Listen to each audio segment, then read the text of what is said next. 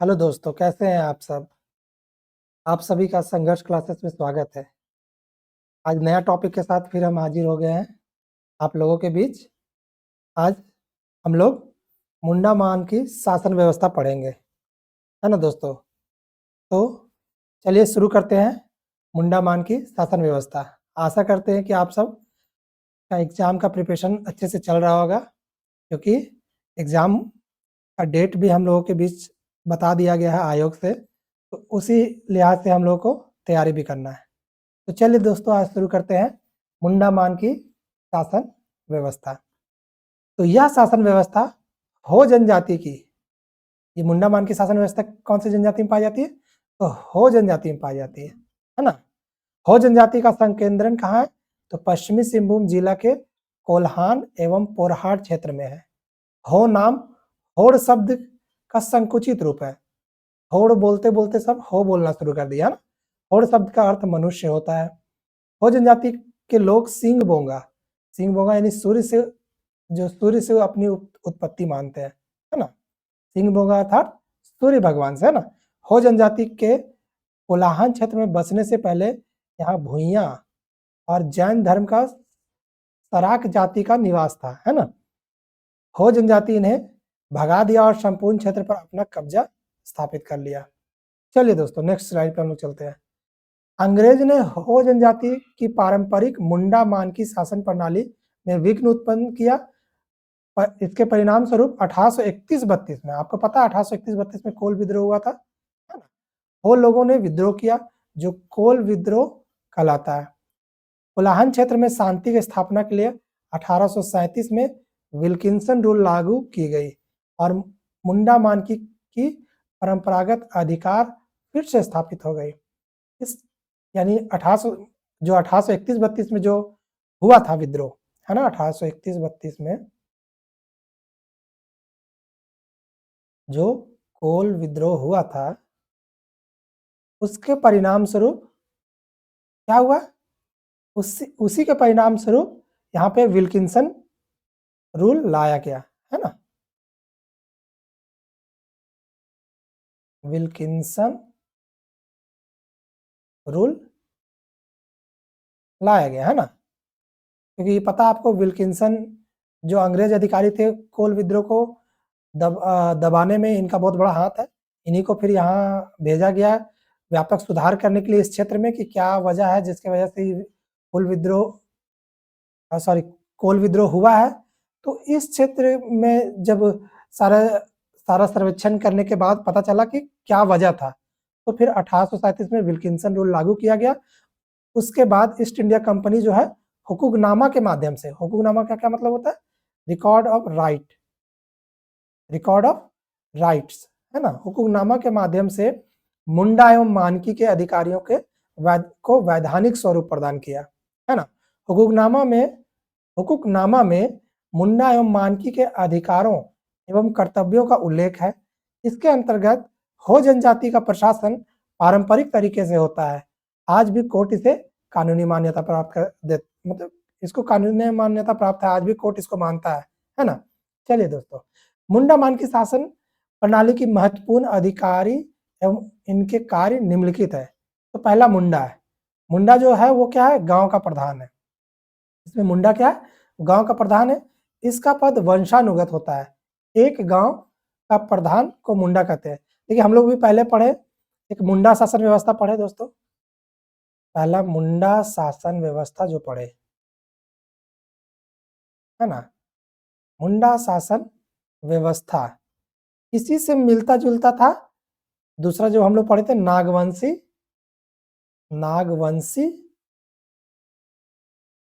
शासन व्यवस्था जो पढ़े, वो इसी से मिलता जुलता था। फिर हम लोगों ने पढ़ा, मुंडा लोगों के लिए मुंडा शासन व्यवस्था था, नागवंशियों के लिए नागवंशी शासन व्यवस्था। तीसरा हम लोगों ने पढ़ा, वो क्या पढ़ा था? पढ़ा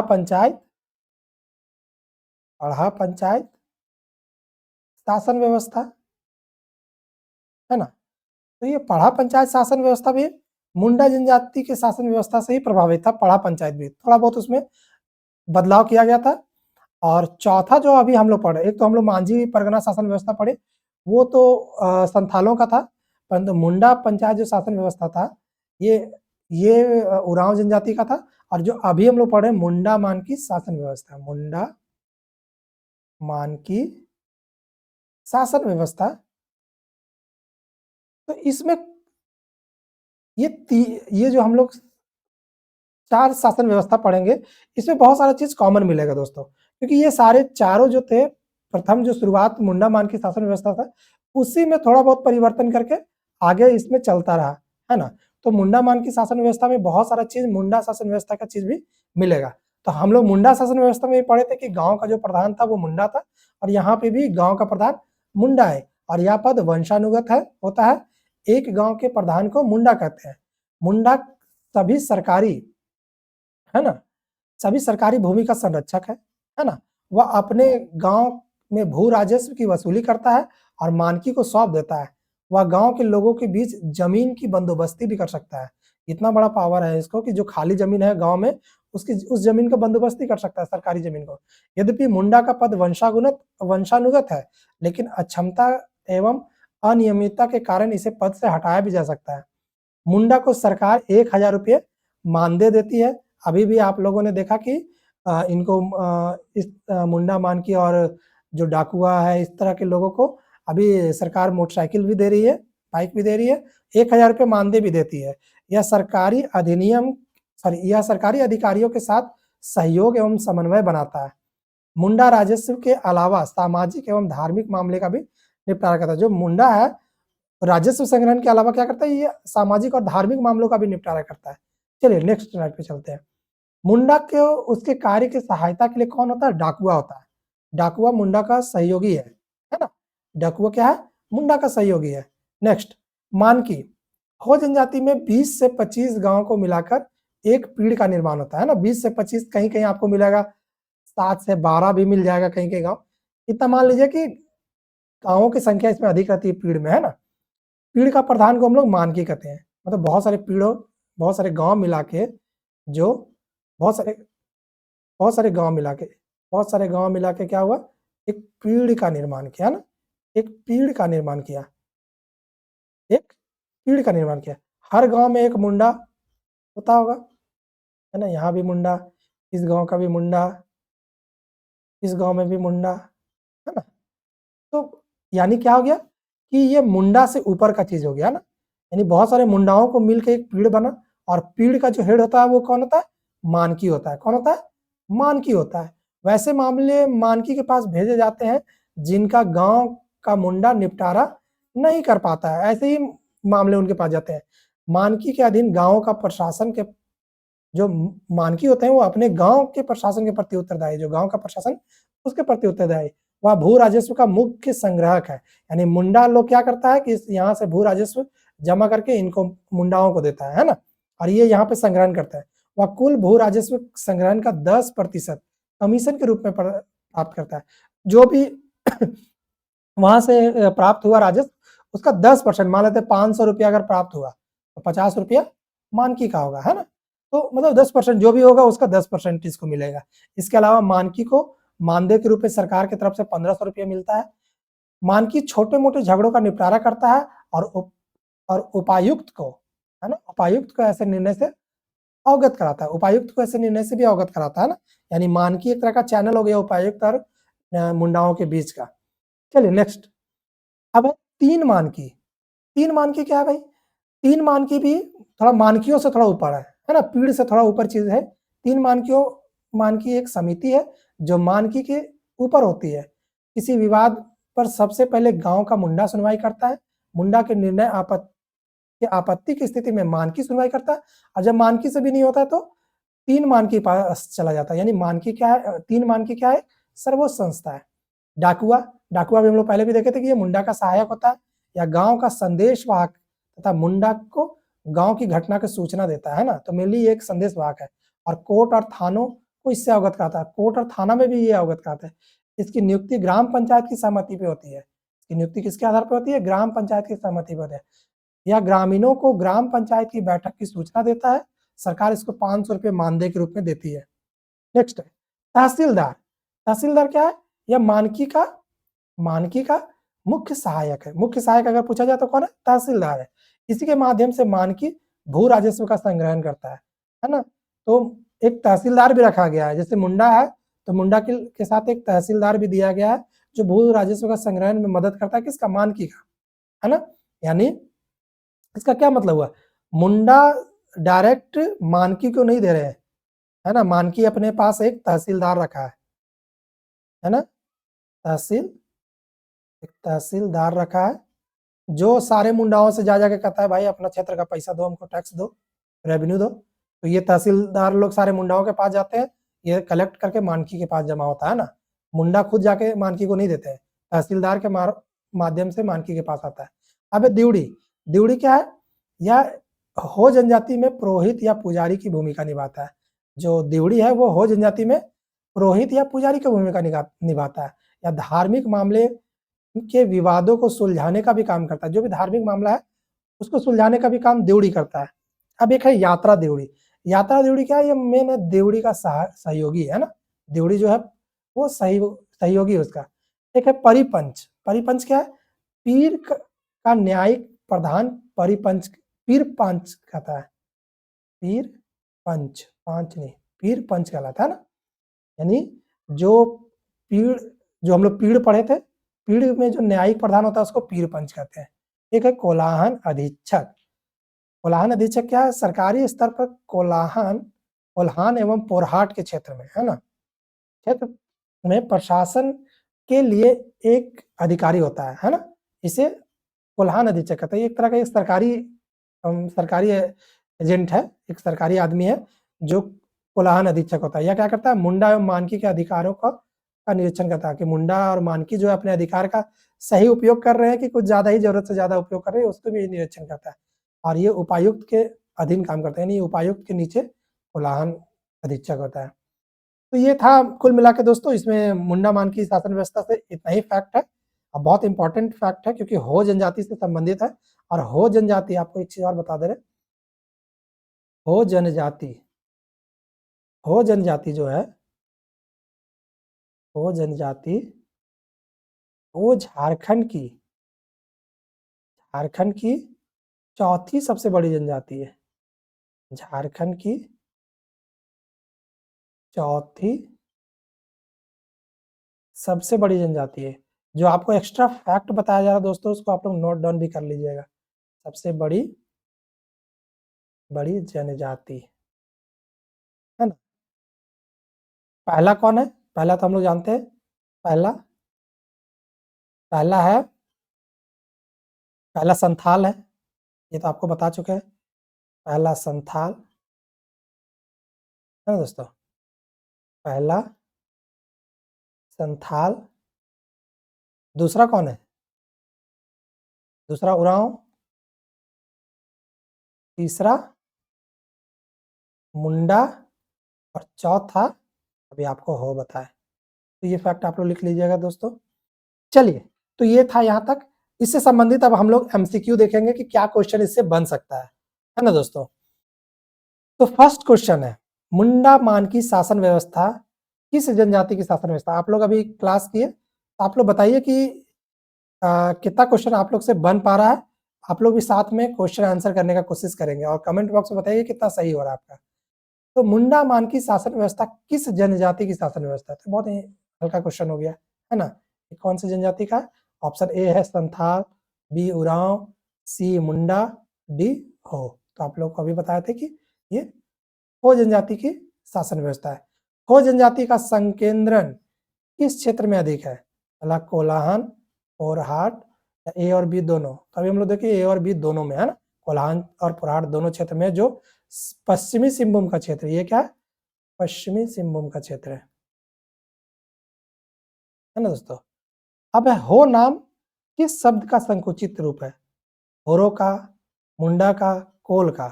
हम लोग होड़ो, होड़ो या होरो, है ना। होड़ो को या तो होड़ो भी कहते हैं ना। होड़ो का अर्थ होता है मनुष्य, है ना। होड़ो का क्या अर्थ है? होड़ो का अर्थ है मनुष्य। चलिए नेक्स्ट क्वेश्चन की ओर चलते हैं। 4 नंबर, हो जनजाति के लोग अपनी उत्पत्ति किससे मानते हैं, किससे, है ना, इसकी उत्पत्ति किससे मानते हैं? तो अभी पढ़े थे हम लोग सिंगभोंगा से अपनी उत्पत्ति मांगते हैं, ये तो इजी क्वेश्चन है। अंग्रेजों ने हो जनजाति की पारंपरिक शासन प्रणाली में विघ्न उत्पन्न करने के परिणाम स्वरूप कौन सा विद्रोह हुआ था? बताइए। संथाल विद्रोह। संथाल विद्रोह तो संथाल जनजाति सिद्धू कान्हू चांद भैरव के द्वारा हुआ था। भूमिज विद्रोह नहीं, कोल विद्रोह, है ना। भूमिज विद्रोह कौन किए थे? बताइए। भूमिज विद्रोह गंगा नारायण, गंगा नारायण कि भागीरथ मांझी? भागीरथ मांझी। ये आप लोग को दोनों ऑप्शन में बताना है कि गंगा नारायण इसको किए थे कि भागीरथ मांझी। ढाल विद्रोह जगन्नाथ ढाल किए थे, है ना, जगन्नाथ ढाल, है ना। नेक्स्ट क्वेश्चन दोस्तों, कोल्हान क्षेत्र में शांति की स्थापना के लिए विल्किंसन नियमावली कब लागू की गई? तो विल्किंसन नियमावली कब लागू की गई थी? हम लोग ये पढ़े थे 1837 में, है ना।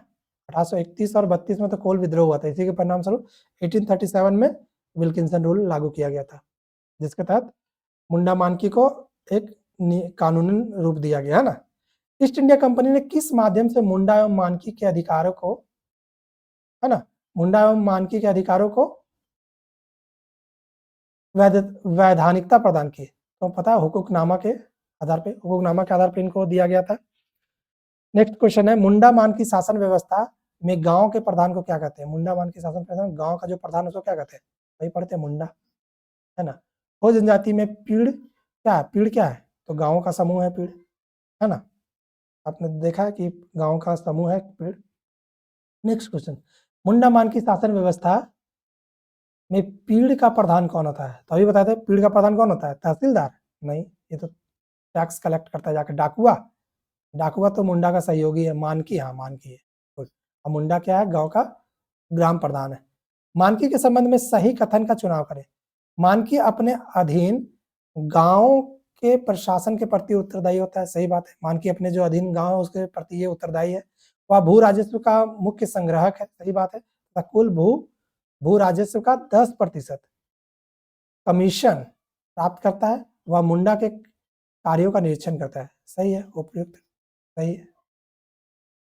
निम्नलिखित में से मानकी के ऊपर की संस्था क्या है जिसे समाज की सर्वोच्च संस्था कहा जाता है ना। तो मुंडा के ऊपर कौन होता है? 3 मुंडा, है ना। कौन है वो? 3 मुंडा, तो यही आंसर है, 3 मुंडा। नेक्स्ट क्वेश्चन, मुंडा मान की शासन व्यवस्था में, मुंडा मान की शासन व्यवस्था में संदेशवाहक के रूप में कौन कार्य करता है? दिवड़ी? दिवड़ी नहीं, ये तो पुजारी था। तहसीलदार तो जाके टैक्स कलेक्शन करता था। डाकुआ तो सहयोगी है मुंडा का, है ना। डाकुआ सहयोगी है मुंडा का, साथ में ये संदेशवाहक भी है ना। डाकुआ क्या है? संदेशवाहक है। मुंडा क्या है? गांव का हेड है ना। निम्नलिखित में से किसके द्वारा मानकी भू राजस्व का संग्रहण करता है? किसके द्वारा? तो तहसीलदार के द्वारा। अभी तो बता रहे हैं बार बार, तहसीलदार के द्वारा जो है मानकी भू राजस्व का संग्रहण करता है। मुंडा मान की शासन व्यवस्था में धार्मिक क्रियाकलापों को कौन संपन्न करता है? तो धार्मिक क्रियाकलापों को कौन संपन्न करता है? तो दिवड़ी कराता है। दिवड़ी कराता है धार्मिक क्रियाकलापों को का संपन्न कराता है ना दोस्तों। कोल्हान अधीक्षक के बारे में सही कथन का चुनाव करें। जो कोल्हान अधीक्षक है उसके बारे में सही कथन का चुनाव करना। यह एक सरकारी स्तर का प्रशासक है, ठीक है। इसे कोल्हान अधीक्षक भी कहते हैं, ठीक है, तथा उपायुक्त के नियंत्रण में कार्य करता है, सही है। और मुंडा एवं मानकी के अधिकारों का निरीक्षण करता है, सही बात। तो ऑप्शन डी सही है। तो ये क्वेश्चन था दोस्तों। आप लोग, आशा करते हैं कि आप लोग को ये सेशन समझ में आया होगा। इससे यही टॉपिक है, इतना ही क्वेश्चन इससे बन रहा था। और भी अगर कुछ क्वेश्चन बन रहा होगा तो आपको टेलीग्राम में, आप हमारे टेलीग्राम से जुड़े, वहाँ पे आपको इससे रिलेटेड और भी क्वेश्चन MCQs मिलेगा। फिर हम लोग जब इस ये सारा शासन व्यवस्था जो भी हम लोग को पढ़ना है जीपीएससी में, वो खत्म हो जाएगा तो एक हम लोग साथ में एक MCQs कराएंगे, अलग से एक सेशन MCQs का कराएंगे। अभी हम लोग MCQs साथ में इसलिए करते जा रहे हैं ताकि जो भी पढ़ रहे हैं वो याद रहे। अगर हम MCQs ज़्यादा ज़्यादा लगाते हैं तो हमारे माइंड में वो क्वेश्चन बैठता है। फिर अगर वो क्वेश्चन एग्जाम में आता है तो गलती नहीं होता है, गलती होने का चांसेस कम हो जाता है। ठीक है दोस्तों। आप लोग हमारे चैनल को सब्सक्राइब करें, लाइक शेयर भी करें, है ना दोस्तों? हम लोग फेसबुक से भी जुड़े हुए हैं, इंस्टाग्राम से भी जुड़े हुए हैं, ट्विटर से भी हैं, तो सब जगह आप हम लोग को सब्सक्राइब करें। अगर अपडेट आप लोग को हमेशा मिलते रहेगा। आशा करते हैं दोस्तों कि आप लोगों को ये सेशन पसंद आया होगा। आप लोग ज़्यादा से ज़्यादा इसको शेयर करें और सब्सक्राइब करवाएँ, लोगों को बोलें, क्योंकि हम लोग जेपीएससी का प्रिपरेशन करवा रहे हैं और कोशिश करें कि ज़्यादा से ज़्यादा सिलेबस कवर किया जाए, क्योंकि क्वेश्चन जो जहाँ से अधिक बन रहा है उस चीज़ को हम लोग करेंगे। हम लोग सीएनटी एसपीटी एक्ट भी करवाएँगे दोस्तों। सीएनटी एसपीटी एक्ट ये भी बहुत इम्पोर्टेंट है, यहाँ से क्वेश्चन आता है, इसको भी हम लोग करेंगे, है ना दोस्तों? तो ये मत सोचिए कि सिर्फ़ यही सब करवाना है आपको, सीएनटी एसपीटी एक्ट भी हम लोग करवाएँगे। ठीक है दोस्तों, तो ये सेशन को हम लोग यहीं एंड करते हैं। आशा करते हैं कि आप लोग अपने घरों में पढ़ाई कर रहे होंगे और आप लोग सब कोई जल्द से जल्द फॉर्म भरिए, क्योंकि ये जेपीएससी में अच्छा मौका दिया है। एग्ज़ाम तो हो जाना चाहिए जिस तरह से अ, लग रहा है, क्योंकि सरकार के पास और दूसरा कोई ऑप्शन नहीं है। सरकार अभी बहुत दबाव में है, क्योंकि अभी आप देखें कि हाल ही में झारखंड एसएससी सीजीएल का जो स्थिति हुआ है, इतने लोगों का भविष्य को जो के साथ जो कुछ लोग खेल रहे हैं और सरकार इसके ऊपर क्या कार्रवाई करती है, अब देखने की बात है। सरकार तो गठन कर दी है अपने तरफ से, है ना? जाँच का आदेश दे दिया है, लेकिन देखते हैं किस कौन लोग पकड़ाते हैं। छोटे-छोटे मछलियाँ पकड़ाती हैं कि बड़े लोग भी इसमें पकड़े जाते हैं। जो भी इसमें इन्वॉल्व है दोस्तों, जो भी ऐसा कर रहा है या झारखंड के भविष्य के साथ खिलवाड़ कर रहा है, और जो लोग आप सोचिए कि आज का न्यूज़पेपर में दिया है कि 27 लाख लोग 27 लाख रुपए देने के लिए तैयार हैं। बताइए ये पैसा कहाँ से आया? क्या ये मनी लॉन्ड्रिंग नहीं है? इसको ईडी को तो जाँच करना ही चाहिए, है ना? साथ में ये जानना चाहिए कि 27 लाख लोग देने वाले का इनकम क्या है? कहाँ से इतना ये लोग पैसा लाग रहे हैं, है ना? क्या ये लोग के पास ब्लैक का मनी है? 27 लाख लोग अगर दे के अगर यहाँ पास कर जाएँगे, एग्ज़ाम में उनका रिज़ल्ट हो जाएगा। अब बताइए 150 क्वेश्चन में भाई लोग 149 सही करने का दावा करता है। ये कैसे हो सकता है? ये कभी पॉसिबल नहीं हो सकता है। चाहे कितना भी पढ़ने वाला स्टूडेंट क्यों नहीं हो, 150 क्वेश्चन में 149 कभी सही नहीं कर सकता दोस्तों। अगर ऐसा हो रहा है किसी एग्ज़ाम में, तो ये सरासर गलत हो रहा है दोस्तों। आयोग को इसके ऊपर जाँच करना चाहिए और आयोग को अपना छवि को जो उनका खराब हुआ है अभी बीच में, अपनी छवि को सुधारना चाहिए दोस्तों। ये बहुत अभी झारखंड का बहुत ज्वलंत मुद्दा है और सारे स्टूडेंट इससे नाराज़ हैं। आयोग आशा करते हैं कि आयोग इसके ऊपर जल्द से जल्द कार्रवाई करेगा दोस्तों, और एग्ज़ाम का जो नया डेट है सीजीएल का, वो निकालेगा दोस्तों। और एग्ज़ाम सीजीएल का भी एग्ज़ाम होगा दोस्तों, क्योंकि अभी तक आयोग इसको रद्द नहीं किया है, बस एग्ज़ाम को पोस्टपोन कर दिया है, आगे बढ़ा दिया है। जो एग्ज़ाम हुआ था उसको खत्म किया है, रद्द किया है, ना कि पूरा नोटिफ़िकेशन को रद्द किया है। इसलिए कोई भी यह ना सोचे कि सीजीएल खत्म हो गया है। और जो लोग ये सब चक्कर में लगे हुए हैं कि 27 लाख और 25 लाख दे के नौकरी ले लेंगे, तो अब झारखंड का युवा जाग चुका है दोस्तों, ऐसा नहीं होने दिया जाएगा। क्योंकि पूरा का पूरा सीट बेच देगा और जो यहाँ मेहनत करने वाले गरीब बच्चे हैं वो कहाँ जाएँगे? क्या स्थिति में रह के पढ़ाई कर रहे हैं पूरे झारखंड में के बच्चों का जो स्थिति है, बहुत बहुत भयावह है दोस्तों। बहुत बुरा लगता है ये सारी बात को सुन के। बहुत सारे लोग 10-10 साल से मेहनत कर रहे हैं। इसीलिए नहीं कि कोई कोई आके 27 लाख रुपया दे और यहाँ से सीट खरीद ले। और सबसे बड़ी बात है कि इसमें ऐसे लोगों का नाम आ रहा है जिस पे ब सिस्टम पूरा टिका हुआ है। अगर सिस्टम में ऐसे लोग होंगे, तो बताइए क्या झारखंड कभी विकास कर पाएगा? कभी नहीं दोस्तों। अगर जो ये लोग अगर आ भी जाते सचिवालय में, इनको नौकरी हो भी जाता, तो क्या आपको लगता है कि ये गरीबों के लिए काम कर पाते? कभी नहीं।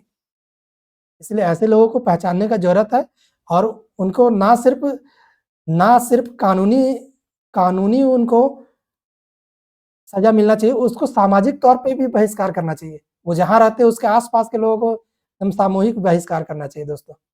ये तो मेरा राय है दोस्तों, आप लोग इस पे क्या सोचते हैं ज़रूर कमेंट करिएगा। ठीक है दोस्तों, आप लोग हमारे स्टेशन में जुड़ रहे हैं लगातार और आप लोग अपना प्यार दे रहे हैं, उसके लिए बहुत-बहुत धन्यवाद दोस्तों। आशा करते हैं कि ये भी सेशन आप लोगों को पसंद आया होगा और पढ़ाई करते रहिए दोस्तों, क्योंकि आपको ये पता है कि शिक्षा वह शेरनी का दूध है, जो पिएगा वह दहाड़ेगा। तो इन चोर बदमाशों के साथ भी हम लोग लड़ लेंगे। अगर आप शिक्षित होंगे, तो जो ये चाहते हैं कि आप शिक्षित ना हो, पढ़ाई-लिखाई छोड़ के आप कहीं काम करने जाएँ, उनके यहाँ नौकर बन के रहें। ऐसा ही चाहते हैं। तो ये नहीं होने दिया जाएगा दोस्तों, है ना? हम लोग बहुत सारे जो पहले लोग हैं इसमें जुड़े हुए, वो लोग ज़रूर इसमें संघर्ष कर रहे हैं और आगे इस पे भी संघर्ष किया जाएगा। इसको एक अंजाम दिया जाएगा दोस्तों, क्योंकि ऐसे ही मेहनत का लोग जो मेहनत कर रहे हैं दिन-रात, उनको छोड़ के कोई और नौकरी लेगा, ये तो कभी नहीं होने देंगे दोस्तों। यहाँ का युवा जो है बहुत ज़्यादा नाराज़ है दोस्तों। सरकार को अपना छवि सुधारना चाहिए। यहाँ कोई भी पार्टी का हो, पार्टी से कोई मतलब नहीं है, स्टूडेंट का कोई पार्टी नहीं होता है। स्टूडेंट बस चाहते हैं कि पढ़ाई हो, उनको समय पे नौकरी मिले, उनका एज बर्बाद ना हो दोस्तों। ठीक है दोस्तों?